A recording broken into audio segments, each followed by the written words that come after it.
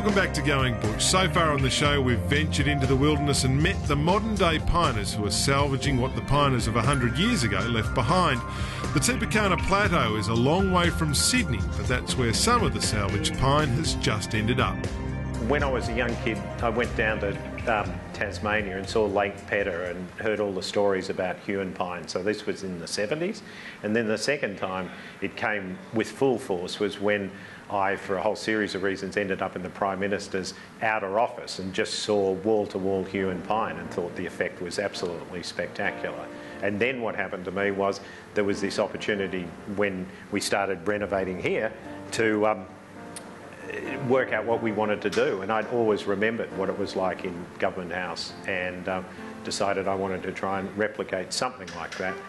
When Mark Carnegie and his business partner John Singleton decided their new boardroom table should be made of Huon pine, they somehow got a hold of a retired forester and his mate, a furniture maker from Tassie's west coast.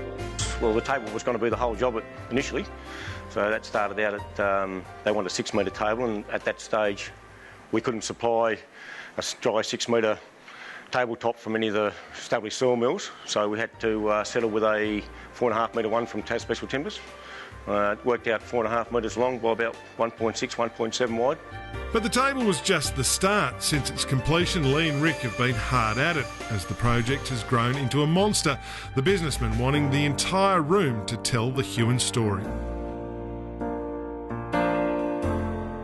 It's a wonderful, wonderful timber. It's got a great, great story about how slowly it grows. It's wonderful stories about the shipbuilding industry, the pioneering spirit, all of those things that I think we've lost a bit. And what I was trying to do was find a timber where you could tell a story around it. Mate, good to see you finally here. How things been? Good, thanks. Hello, John Singleton. John, how are you? Mate, thanks for everything. It's come up good, mate. Yeah, it's the first chance we've had to see it in the boardroom, obviously, and we had a bit of hesitation coming in case it didn't meet the mark, but are you happy with it? Yeah, very, very happy, thanks, mate. And happy with all of how this looks too. All the sort of image that I wanted, it's fantastic. Is this 1,000 years old too, Jerry? Oh, look, this would be off a tree that would be, I would imagine, somewhere between 1,000 and 1,400 years old. Yeah. So it becomes a light fitting. Becomes a light fitting for your boardroom?